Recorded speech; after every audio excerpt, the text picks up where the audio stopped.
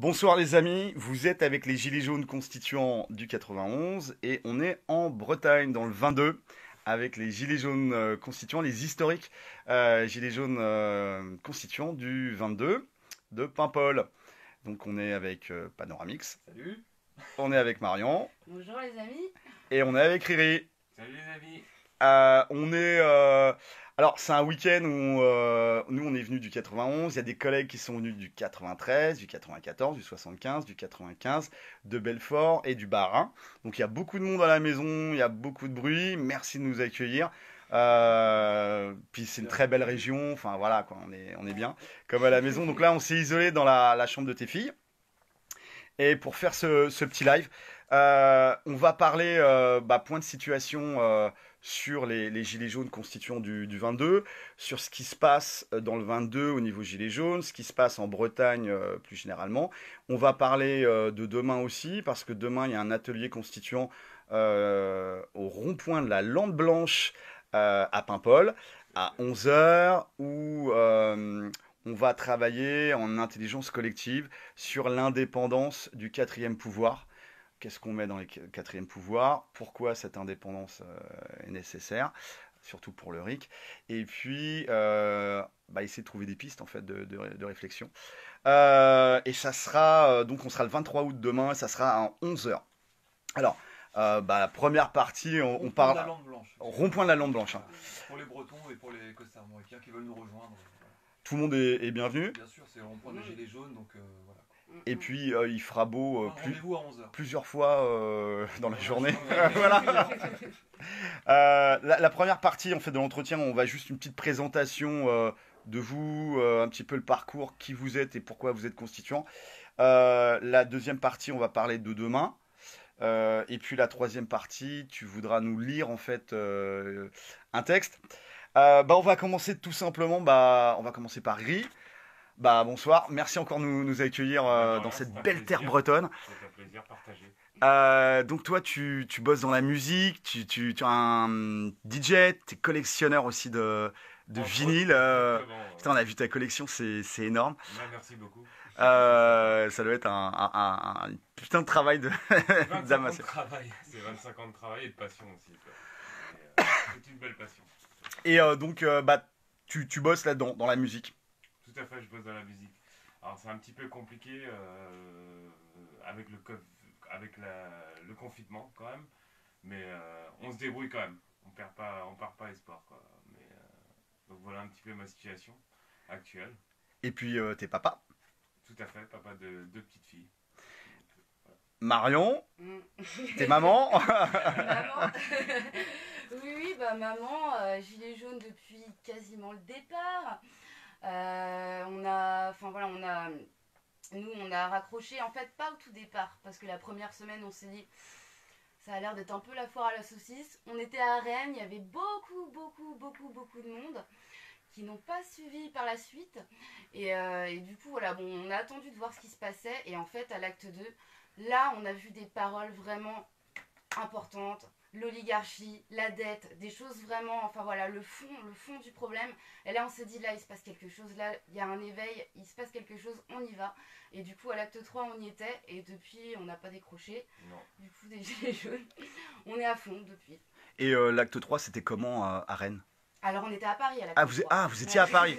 D'accord. Voilà. On est venu à Ok. Paris à l'acte 3. L'acte 3, on est venu à Paris. Ok, l'Arc de Triomphe, Voilà. l'étoile, les champs. Exactement. Panoramix. Alors, bonsoir les amis déjà. Donc moi je suis constituant du 22, voilà. Et les gilets jaunes. Alors moi ma première expérience que j'ai eue avec les gilets jaunes, je suis allé courir pas loin de chez moi. J'ai vu les gilets jaunes à côté de chez moi et je suis rentré. Et j'ai dit à ma femme, il y a un truc super qui se passe là. Les gens ils sortent de chez eux, et ils se parlent entre eux. Et après moi j'ai rejoint les gilets jaunes mais en janvier 2019 c'est ça, 2019. Parce qu'il y a eu un gros clash, pour moi, vis-à-vis de la violence policière, vis-à-vis de notre population du peuple. Voilà. Et je suis allé sur le rond-point, je lui ai dit bonjour, je viens vous soutenir. Et après, voilà, je suis parti sur le rond-point. Voilà. J'ai fait une ADA, la deuxième ADA, et puis voilà, gilets jaunes. Alors, constituant, parce que une suite tout à fait logique. Moi, ce qui m'intéressait chez les constituants, c'est la structure, l'objectif bien défini, on sait où on va et on y va ensemble. Voilà.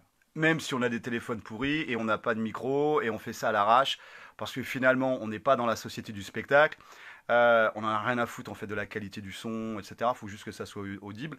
On n'est pas là pour faire des belles vidéos et plaire aux gens. C'est pas l'entertainment, c'est pas les jeux du cirque en fait. Ce qui est important, c'est le retour de terrain des collègues et les actions qui sont faites. Voilà, c'était juste pour répondre à deux trois trolls. Alors, comment ça se passe avec les Gilets jaunes sur le 22, sur Paimpol, en Bretagne en général, au niveau de l'évolution du mouvement? Nous, on est quand même très loin, on est à 5 heures de bagnole, donc bon, c'est vraiment excentré. Pourquoi vous êtes quand et pourquoi vous êtes rentré dans les constituants en fait? Ouais, alors nous au départ en fait on était à Rennes au départ, on est arrivé en août l'année dernière sur Paimpol, mais au départ on a fait tout le début du mouvement à Rennes. Et en fait, bon, la Bretagne en général c'est une terre qui se porte bien, enfin voilà, il y a beaucoup de belles maisons sur la côte, il y a peu finalement de gens qui viennent de l'extérieur, à part à Rennes, mais pour les études, mais sinon il y a peu de gens qui viennent de l'extérieur, en fait c'est assez... Enfin, c'est même c'est assez fermé en fait comme endroit, c'est un peu un endroit à part en France, et du coup les gens sont plutôt bien ici, et du coup et puis ils sont aussi dans la pression sociale de ils sont dans je dirais capitalisme de gauche, ce serait ça en fait quoi. Capitalisme de gauche, c'est on est enfin voilà, on est antiraciste, on est pour des valeurs sociétales de gauche, mais par contre c'est quand même important d'avoir une belle voiture, une belle maison, et puis c'est quand même primordial, et de montrer aux voisins que on part en vacances en Russie, et alors que lui il va que en Ukraine, ou voilà, donc il faut toujours faire mieux que l'autre à côté quoi. C'est le fameux j'ai Ouais. fait la Thaïlande, j'ai fait Ouais. la Birmanie, j'ai fait. Enfin, bref. Donc c'est une terre où, enfin, là cet après-midi qu'on a été à la plage, on a été à côté de la baraque de Bettencourt. Tout à fait. Il y a quand même du blé ici.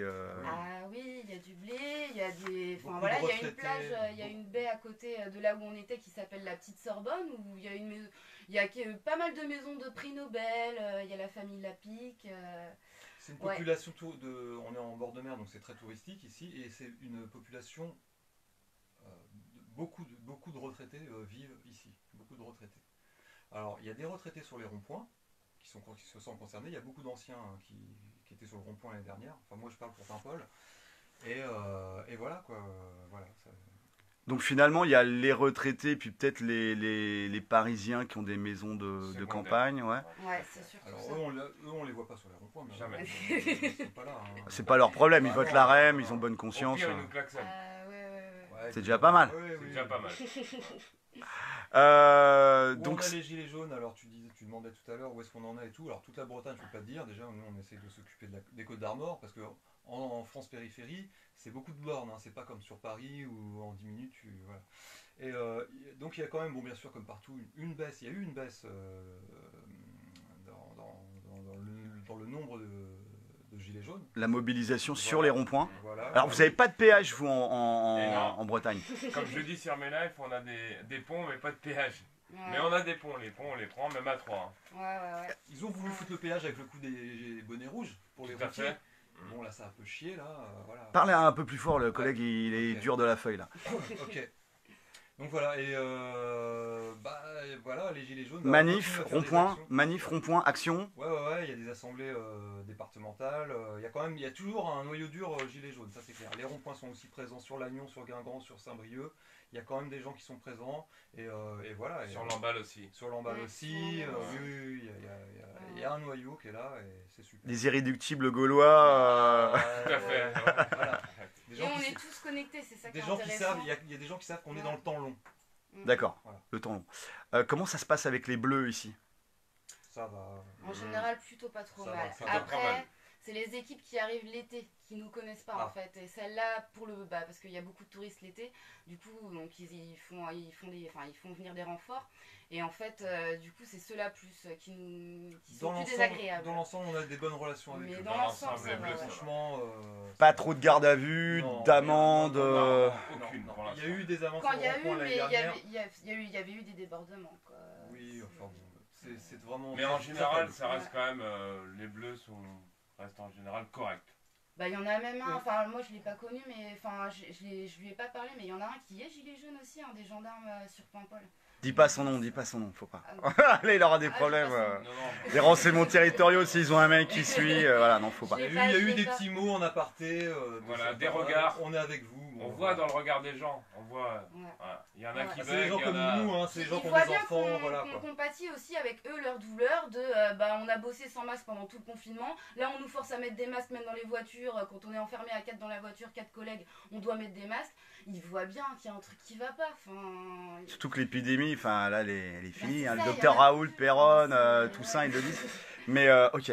J'avais oublié. Donc on avait fait Riri avec ton travail au Ouais, niveau de la tout à musique. fait. Marion, quelle est ton occupation? Oui. Alors moi j'ai bossé 15 ans dans l'animation, j'ai donné énormément et fatiguée de donner, du coup j'ai eu envie de faire mon truc à moi et du coup je crée des objets à partir de disques vinyles, donc je prends ceux que Vivant. qui va jeter à la poubelle et du coup je fais des objets avec, donc on récupère tout. Rien ne se perd ici. Rien de se T'as perd. un petit compte sur Facebook, non? Oui aussi. Oui. Et puis surtout, vous avez le compte Facebook des Constituants du 22. Tout à fait. Voilà. Panoramix, toi, tu m'as dit tout à l'heure que tu faisais de la permaculture. Ouais, enfin j'ai mon potager à la maison, ouais, de la permaculture c'est un grand mot, mais ouais, j'ai mon petit potager bien sûr, obligé quoi. Obligé. La BD, bah obligé, bah oui. Moi j'ai du terrain, donc si je m'en sers pas, c'est la honte quoi. Est-ce que tu fais des artichauts? Est-ce que... Ah non, là j'ai eu de la patate, de la courgette, de la poire de terre que tu connais pas encore, de la salade, des tomates, mes premières tomates, des haricots, des petits pois, j'ai eu 1 kg de petits pois au congèle là, sans l'Écosse.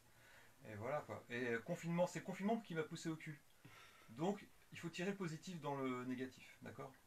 Ok, ouais, c'est vrai.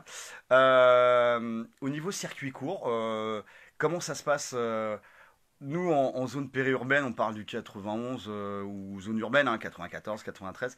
On essaie de faire du circuit court, c'est d'aller voir les paysans et puis de ramener de la bouffe pour nous. Comment ça se passe? Vous achetez beaucoup chez Auchan, Aldi, Lidl? Jamais. Le minimum, le grand minimum. Presque On jamais. dit pas qu'on le fait pas, mais le minimum. Et après, nous, on va à la ferme du coin, en fait, qui nous fait des petits produits. Enfin, c'est même pas certifié bio, c'est des produits du coin. C'est du Des naturel. produits locaux, quoi. Des produits locaux. Avec, voilà, dans cette ferme-là, nous, où on va, elle fait venir plein d'autres produits locaux qu'elle ne fait pas forcément. Donc, du coup, voilà, il y a une boutique 24 heures sur 24. Enfin, il y a un distributeur 24 heures sur 24. De On peut produits venir chercher nos bio et légumes, locaux. À 3h du À matin. 3h du matin. Ouais. Et C'est après, sorte avec des moderne, tiroirs, c'est il y a des moderne, tiroirs. il y a hein. des tiroirs, tout à fait. Ouais. Ouais. C'est assez génial ça. Ouais. Donc là, vous avez des bons œufs, vous avez... Alors les bons œufs, ouais, avec la famille en plus, la famille du coin, donc voilà, les petits anciens du coin qui donc du coup, eux se connaissent et du coup se passent les patates, les œufs, les tomates. Donc il y a encore ce réseau de Ouais, solidarité. il y a les petits pêcheurs du coin qui nous ramènent aussi du on poisson, peut avoir des des fientes moules. Toute concurrence et Ouais. puis avec des bons produits, quoi. C'est Ouais. c'est du réseau, finalement. L'eau, c'est compliqué ici. Il y a beaucoup de porcheries en Bretagne. Tout à fait. Quand on est venu, ça sentait bien le purin, le lisier, etc. Ça pollue les... Il y a eu une période dans les années 80 où là, il fallait pas boire au robinet à cause des nitrates. C'est Ouais. les nitrates le problème. Ouais, en Ça, particulier autour de ça a Rennes. évolué, ça a évolué. Ouais. Et on peut boire l'eau du robinet. Moi, personnellement, je la filtre. Mais j'en Tu- bois régulièrement, quotidiennement. Filtre Berkez, Pas les encore, gros non, là. Pas encore, mais j'ai le petit filtre qu'on fixe au robinet. Là. Et Berkez, ouais, investir. C'est cher. Hein. C'est cher, ouais. cher, mais c'est un investissement et vaut mieux se débarrasser de son argent assez rapidement. On peut en parler. Ouais, Vaut mieux t'es... investir dans des trucs comme ça que de le garder sous l'oreille, quoi, c'est clair. Ou à la banque. Ouah, j'en parle même pas. À la chypriote, tu vois, le ratissage, quoi. Bon, ok, en tout cas, c'est sympa d'avoir le retour de collègues de la campagne, parce que là, quand même, on est à la campagne. Là, on est dans le rural, dans la périphérie. Hein. La France périphérique, c'est la campagne. Hein. Voilà. Et on sait que les gilets jaunes, c'est ça. Ok, on va passer à la deuxième partie, ce qu'on va faire demain. Donc le RIC, bah ouais, ça a été quand même, c'est une revendication principale, de base, etc. Mais il y a un problème avec le RIC, c'est que on est dans la société du spectacle, hein, comme les collègues tout à l'heure, les deux personnes qui disaient, mais oui, mais on entend mal, enfin tu vois, ils veulent du spectacle.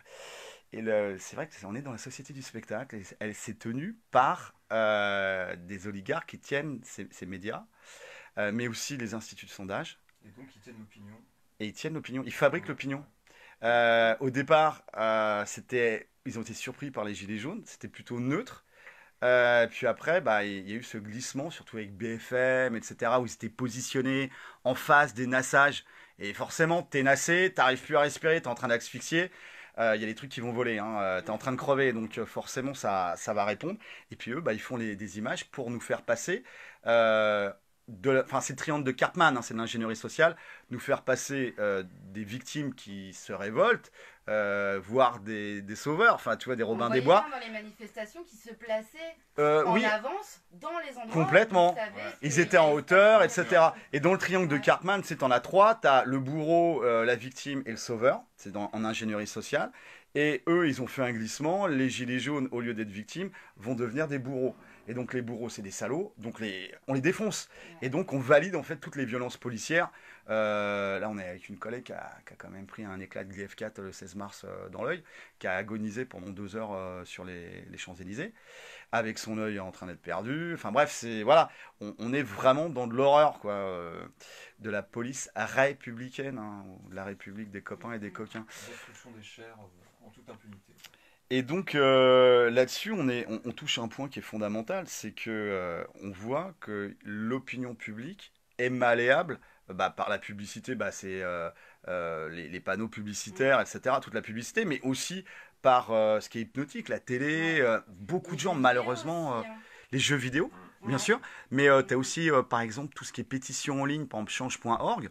Il faut savoir que apparemment il y aurait monsieur Zuckerberg Facebook dedans, dans le capital, il y aurait monsieur je sais pas trop qui dedans, et donc en fait on sait pas du tout les algos, c'est pas du tout en open source sur ces pétitions qui regroupent 1 million de signatures, etc., qui dit qu'en fait ils sont pas à 1000 et puis que les mecs gonflent artificiellement soit des vidéos, ça sur Facebook, ou soit des pétitions. C'est un des intérêts du numérique, hein. C'est facilement manipulable quand c'est pas en open source. Donc finalement là on arrive à un problème qui est fondamental, c'est que ok pour le RIC, mais derrière il faut qu'on ait des médias qui soient indépendants, pluralistes, qui respectent la charte de Munich. Il faut que les gens aient accès à un autre son de cloche. Parce que là c'est la pensée unique. Un son de cloche, tu ne peux pas avoir une idée. Il faut avoir deux. Donc c'est pour ça que c'est important d'avoir au moins un média, que ce soit la reprise de France Télévisions, imaginons, c'est très important, très important. Mais ouais, on est complètement sur cette fabrique en fait par l'émotionnel. Et là, par exemple, avec le Covid, on est sur du terrorisme intellectuel. Les mecs jouent la peur. Et ils nous pourrissent par la peur. Si tu allumes la télé, je sais même pas si tu as une télé ici en fait dans la maison. Non, il n'y a pas de télé. Il n'y a pas de télé, donc voilà. Mais on a toujours des parents ou des voisins, etc. Et on les voit scotcher sur. Alors avant, c'était les violences des gilets jaunes. Et puis après, les flics remettaient les brassards police, hein, bref. Et puis là, c'est le Covid. Covid. Alors, heureusement qu'il y a quand même des médecins qui osent, mais qui font gaffe, hein, parce qu'ils ont quand même. Ils ont besoin d'avoir des crédits pour leurs instituts. Mais bon, il y a Toussaint, il y a Péronne, il y a Raoult, bien sûr, etc. Et les mecs te disent, mais l'épidémie, les gars, elle est finie, quoi. Ces mesures hyper draconiennes, fallait les faire au départ. Fallait pas laisser crever nos vieux. Il y en a quand même 25 000 morts, hein, professeur Péronne. J'ai perdu ma grand-mère personnellement. Ah, tu as perdu ta grand-mère en EHPAD? Oui. Et donc, tu sais, est-ce qu'il y a eu, enterrement, incinération? Il y a eu un enterrement, mon père a pu y aller avec mon oncle, ils ont pu être deux à l'enterrement et ils ont pu voir le corps. Ils ont pu voir le corps. Ils n'étaient pas attestés Covid, du coup. Mais par contre, c'est attesté solitude et isolement et maltraitance, je pense aussi. Et putain, je suis vraiment désolé. Là, il y a eu aussi, il y a le scandale Rivotril. Hein. Je suis loin d'être la seule, hein, on est plein dans mon cas. On ne compte pas le nombre de suicides aussi, parce que des fragilités psychologiques qui sont poussées et développées avec ce phénomène de peur, qui poussent les gens, qui les déstabilisent s'ils ont déjà une fragilité déjà à la base, quoi.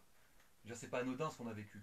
Il y a des gens, ça passe à la lettre, il y a des gens qu'on redemande, peu importe. Il y a des gens qui sont très faibles, qui ont été laissés là-dedans, et les répercussions, on les a pas, tout ça. Tous ces gens qui se suicident, ou tous ces gens qui... On parle pas du volet économique, là. On parle pas des faillites. Non. On parle de la manipulation qu'il y a eu sur la peur. Et plus quand même le Rivotril, plus l'interdiction d'hospitalisation aux urgences des plus de 70 ans. Donc là, on a du crime. Hein. On a du crime. On a un négationnisme du traitement criminel. Donc là, on a quand même 25 000 morts. Et puis maintenant, les gars, ils nous pourrissent. Alors, ils font des tests. Il y a des gens qui sont positifs. Alors, on ne sait pas si c'est des vrais positifs, des faux positifs, parce qu'il y a des mecs qui avaient testé avec les tests pharmacie, avec du café, et le café était positif au Covid. Enfin bref, ou l'essence de mobilette en Ouganda. Enfin bon, il y avait des trucs. Donc déjà, on n'est pas sûr là-dessus. Après, c'est du Covid, ou du rhume, ou la grippe, ou enfin bref, tout est dans le même sac. Le mec qui a pondu le test PCR le dit lui-même, le créateur du test PCR, ce n'est pas fiable pour tester la virologie. Il l'a dit lui-même. Il y a longtemps. Hein. Ouais, mais là, comme là, tu vois, on est sur un live Facebook d'un petit groupe. On n'est pas sur CNews ou BFM. Tu vois, l'opinion publique, la voisine, elle porte son masque dans sa voiture. Elle a 80 balais. Elle est en train de s'étouffer, en fait. Elle est en train de se bousiller. Et non, parce que c'est notre voisine et que du coup...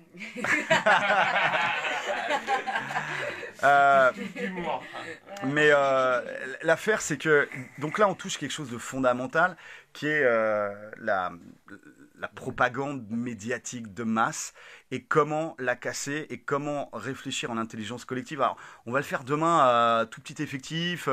Voilà, il y a les collègues de la région parisienne, il y a les gars de Belfort, il y a les gars du Bas-Rhin, et puis les collègues du 22. Mais bon, voilà, mais il faut bien commencer quelque part. Donc voilà, en intelligence collective, on va faire des petits groupes, et on va voir quels sont les dispositifs auxquels on pourrait penser. Alors, bien sûr, tout de suite, c'est expulser les oligarques du capital. Déjà, en plus, c'est des boîtes c'est des gouffres financiers. Les médias ne sont pas rentables. Donc, les oligarques ne seraient pas oligarques s'ils avaient fait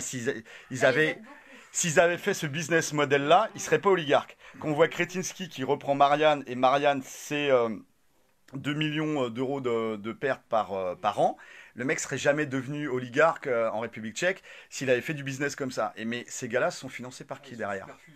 Et ils sont par perfusion, donc il y a les aides de l'État, donc avec nos impôts, merci. Mais il y a aussi derrière des grands financiers, ceux qui endettent les États, ceux qui financent les partis politiques, qui après vont envoyer leurs parachutés, diverses et variés à l'Assemblée nationale pour aller voter des lois dans le sens, on imagine, de ceux qui favorisent leur carrière. Et donc nous, pauvres cons qui allons voter pour ceux qui vont encore voter, qui ont encore des illusions dans cette mascarade démocratique, on est les éternels cocus. Donc là, en fait, demain, on va bosser là-dessus. Il y a donc l'expulsion des oligarques du capital, il y a le basculement en coopérative de salariés associés, il y a la limitation au maximum de la sous-traitance, parce qu'on peut imaginer que les mecs sous-traitent au maximum, et puis finalement, dans ta chaîne BFM, tu auras un mec payé 30 000 euros par mois pour t'expliquer qu'il n'y a plus de fric, et puis le directeur de la chaîne. Et puis tout le reste sera sous-traité. Donc finalement, ils laisseront une coquille vide. Donc il faut limiter par la loi la sous-traitance, c'est-à-dire que la femme de ménage, le mec à la cantine et le mec de la sécu, ils font partie de l'entreprise. Voilà, c'est tout. Mais il y a aussi alors ce qui était intéressant et ce qu'on a commencé à discuter tout à l'heure, c'est les comités citoyens volontaires, basés sur le volontariat, pour aller auditer à la fois le pognon dans chaque média et aller auditer le travail des journalistes qui respectent bien la charte de Munich. C'est-à-dire les faits, rien que les faits, et ne pas faire de la propagande avec cette pensée unique, ultralibérale, pro-Maastricht, pro-OTAN, pro-tout ça. Et donc là, il y a quand même des choses intéressantes, et on a des outils. Alors là, on est dans la chambre de tes filles, mais on arrive à communiquer, là, on est avec 205... 205 collègues, 209, on communique avec eux et on fait un live. On peut tout à fait imaginer que ces commissions citoyennes pour auditer à la fois le pognon et le travail des journalistes se fassent de manière permanente, donc que les personnes soient dédommagées, parce que c'est du travail. Ce que tu vas faire là, bah, tu le passes pas à gratter pour nourrir ta famille. Mais que ça soit de manière transparente, c'est-à-dire que tous les lives, enfin que ça soit des lives Facebook ou YouTube, et dans un live, bah regardez, il n'y a pas de montage, tu vois, on dit une connerie, on dit une connerie. Et donc là, tu peux pas maquiller la vérité. Alors tu vas me dire, ouais, mais ce qu'on disait tout à l'heure, mais oui, mais quelquefois on n'a pas le niveau, surtout au niveau compta. Hein, voilà. Alors quelquefois on a des petits vagues souvenirs de la fac ou du lycée, mais c'est compliqué. Mais il pourrait y avoir aussi il y a suffisamment de retraités, des anciens comptables, etc. Des gens qui sont plébiscités pour leur droiture, leur honnêteté, leur engagement pour le bien commun, bah, qui montent pour faire monter, dans ces commissions citoyennes, pour faire monter le niveau. Voire des anciens journalistes qui connaissent tous les rouages et qui ont été mis à la porte, sur le côté, etc., qui pourraient aussi aider ces commissions de pères et de mères de famille pour qu'on ait cette pluralité des médias. Donc c'est quand même assez intéressant. On peut regretter que... Ouais, puis c'est quand même vendeur pour les jeunes journalistes, hein, je sais pas, hein, de dire la vérité et de la porter. C'est pas aussi simple. Tu sais, on a fait on a fait des incursions aussi dans les écoles de journalisme et on a vu, grosso modo, t'as un tiers, c'est la pensée unique. Les mecs veulent gratter et veulent être présentateurs BFM. C'est pas journaliste, hein, c'est propagandiste. Dans plein de catégories socio-professionnelles. Ils veulent être éditocrates, tu vois. Ils veulent gratter les 30 000. Le titre de journaliste aussi, juste ça attire. Et aussi, puis ils veulent l'écharpe rouge, tu vois, et être à 30 000 par mois. Donc là-dessus, il y a énormément à faire, mais on peut juste regretter que c'est que... bon, après, on est limité, parce qu'entre les ouvertures de péage, courir après les députés, les sénateurs, bosser les dossiers, les trucs, voilà, mais... Bon, allez, on fait notre première, on le fait avec retard, on est vraiment désolé, mais on est aussi navré, en fait, que bah, ça soit des glands comme nous qui le fassions. Ça devrait être fait depuis 1 an, 2 ans, 3 ans, parce que toujours réclamer, les mecs ils donneront jamais, ils donneront pas. On n'est pas là pour modifier ce système et demander plus de chaînes, enfin plus de longueur de chaîne. On est là pour changer le système. On sait qu'il est, il est vérolé ce système. Pas après l'argent. Il est vérolé ce putain de système. Il faut remettre l'humain au centre. C'est ça. Faut mettre l'humain au centre. Et ils ont mis le profit. Il n'y a pas une histoire de faire des compromis avec les ennemis du peuple. Ceux qui nous baisent, il n'y a aucun compromis, une négociation à avoir avec eux. Donc là, en fait, ce qu'on reproche un peu aux Gilets jaunes, c'est, tu sais, quand tu es sur un rond-point, ou tu discutes avec les bleus qui te mettent des coups de pression. Ouais, mais qu'est-ce que vous proposez? Qu'est-ce que vous proposez? Bah, on fait des ateliers constituants, on essaye, etc. Bon, les constituants, on a fait, ça va sortir fin septembre, début octobre, la commission extra-parlementaire sur l'annulation de la dette publique odieuse et illégitime, qu'on va aller porter après, et qu'on vous donnera d'ailleurs pour aller porter sur votre député en local, lui mettre un coup de pression et lui remettre en main propre avec un live, tu vois, donc le gars, il pourra pas, l'intérêt du live, pour que le gars puisse pas, tu vois, jouer l'anguille. Avec la BD. Il y a une BD Ouais. qui accompagne. Ouais, cette BD qui est super bien. On avait publié des extraits, bravo encore, félicitations. Une BD qui accompagne cette démarche-là, voilà, régulièrement tous les 15 jours. Il y a une page qui paraît tous les 15 jours et qui accompagne cette démarche de présentation de l'annulation de la dette auprès de parlementaires. Et donc là, on passe en fait à une phase assez intéressante. Alors c'est vrai que on peut dire c'est long, mais c'est aussi structurer les équipes. C'est que vous, si vous aviez été constituant il y a déjà 1 an et demi, etc., mais pour diverses raisons, vous n'avez pas pu, enfin, il y avait les déménagements, enfin, c'était un peu compliqué. On est limité par l'humain, on n'a aucun moyen. Les moyens, c'est des téléphones portables pourris, sans son, sans micro, et on n'est pas dans un studio, on est dans une chambre d'enfants. C'est David contre Goliath, mais bon, l'histoire est intéressante. Bah, notre combat, il est juste, donc forcément... Notre combat est juste, on porte quelque chose de beau. Et on peut pas faire autrement, de toute façon, on peut pas laisser nos enfants comme ça. Ça, tu penses à la loi bioéthique, enfin la loi infanticide bioéthique. Mais je pense à l'éducation nationale aussi, je pense... Au futur et à ceux qu'on construit tout ce qu'on connaît et qui nous ont légué, et on peut pas laisser... aux valeurs qu'on leur transmet, qui correspondent pas du tout à... Enfin nous, nos valeurs qu'on leur transmet, pour notre passé, elles pour notre futur. correspondent pas à celles de la société qui est actuelle là, donc ça va pas. ça va pas, ça passe pas. Tu voulais nous lire un petit texte Ouais. Le manifeste politique? Le manifeste politique des Gilets jaunes constituant le manifeste historique que le premier jour où je l'ai eu dans les mains et où je t'ai entendu le dire, je me suis dit c'est ça, c'est ça, c'est ça. Donc c'est... Voilà, je vais vous le lire. C'est avril et mai 2019, hein, c'est ça? Ouais. Ouais. Ça date déjà de plus d'1 an. Et c'est toujours aussi vrai et ça restera toujours aussi vrai tant qu'on sera encore dans le combat. Alors, citoyens gilets jaunes, nous avons décidé de ne plus nous laisser déposséder par ce système de valeurs, de pouvoir et de manipulation ultralibérale. Nous voulons vivre dignement de notre travail. Nous voulons justice et reconnaissance pour nos anciens. Nous voulons un avenir serein pour nos enfants. Nous voulons vivre dans des communautés solidaires, participatives et écologiques qui respectent la nature et la vie.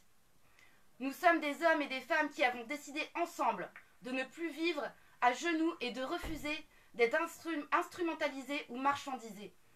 Nous ne serons plus des variables d'ajustement économique et électoral. Les Gilets jaunes sont l'avant-garde révolutionnaire et évolutionnaire du peuple français. Reprenons le pouvoir que nous avons délégué à ces représentants trop souvent corrompus, qui se révèlent incapables de servir le bien commun. C'est au peuple français, et à lui seul, d'établir les règles de sa représentativité et d'exercer ses responsabilités en écrivant sa propre constitution. Nous ne laisserons plus nos représentants politiques l'écrire à leur avantage et à celui des puissants. Sans souveraineté monétaire intégrale, il ne pourra y avoir de réelle démocratie directe viable. Aussi, nous devons rendre à la Banque de France le monopole de la création monétaire nationale et la garder sous le contrôle permanent du peuple. Nous nous devons dès maintenant de rendre au quatrième pouvoir, presse, télévision, radio, institut de sondage, son indépendance en libérant ses entreprises de l'emprise oligarchique par l'instauration de coopératives de salariés associés.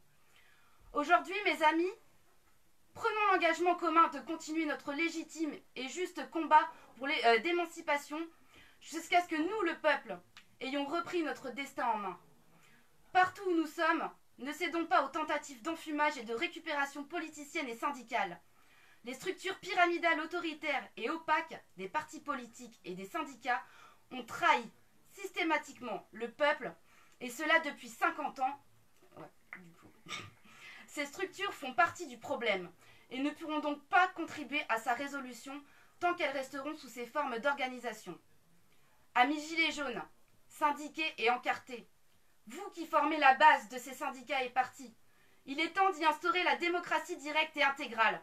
Il est temps que vous imposiez des mandats impératifs et les audits permanents des finances et du travail de vos représentants par des commissions tirées au sort parmi la base.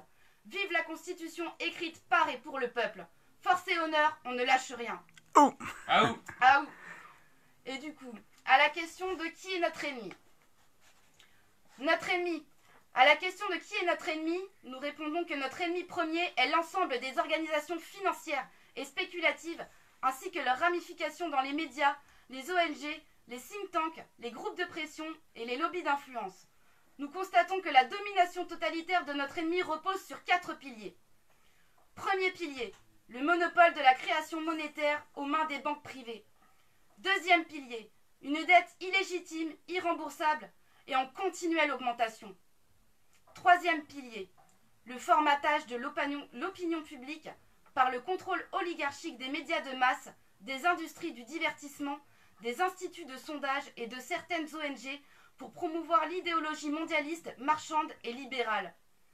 Ces entités travaillant à la destruction des principes moraux et éthiques à l'intérieur de la société et des frontières à son extérieur, au nom d'une prétendue marche vers le progrès et la modernité.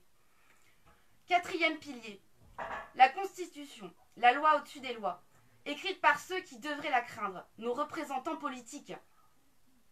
À la question des buts matériels de notre ennemi, nous répondons maximisation des taux de profit et élargissement infini du domaine de la marchandisation. Ce totalitarisme financier et mondialisé est l'ennemi des Gilets jaunes, des Français et de tous les peuples souverains. Il ne s'arrêtera pas de lui-même. Il finira par nous plonger tous dans un chaos social et écologique absolu dans sa course folle au profit, portée par les valeurs du matérialisme, du consumérisme, de l'individualisme et du politiquement correct. Ne pas vouloir reconnaître et dénoncer cet implacable et inhumain ennemi, c'est se faire son allié objectif et son complice dans ses crimes. Au-delà de ces valets serviles et de ces idiots utiles, l'ennemi joue aussi de la lâcheté et de la résignation de chacun de nous. Aussi pour la défense du bien commun, pour le respect de nos anciens, pour l'avenir de nos enfants et pour la sauvegarde de notre planète, nous devons nous fédérer toutes les énergies, tous les courages et toutes les volontés pour briser les reins du pire ennemi que notre humanité ait connu. Dans ce conflit titanesque, il n'y aura pas de place pour la modération et la neutralité. La seule alternative sera de vaincre ou de finir esclave. L'histoire et nos enfants nous jugeront. Force et honneur, on ne lâche rien. Ah ouh. Prenez vos responsabilités, les amis. Ouais. Prenez vos responsabilités, comme l'a dit clairement Sylvain Baron il n'y a pas longtemps. Prenez vos responsabilités. Surtout vous qui avez connaissance politique, qui avez des connaissances politiques. Prenez vos responsabilités. Voilà. Il y a des possibilités, on est là, rejoignez-nous. Vous êtes On des est- adultes responsables. Réagissez Ouais. comme des adultes Prenez vos responsables. responsabilités. Et on va tous ensemble les vaincre.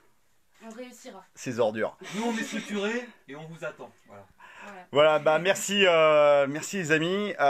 Force et honneur. Et puis demain, Merci on à toi, sera Mishka, Merci à toi. à votre service. On sera le dimanche 23 août et ça sera à 11h au rond-point de la Lampe Blanche à Paimpol dans le 22. Salut. Voilà, à demain. Ciao. Ah, Montez les équipes les gars. Aouh. Ciao. Ciao.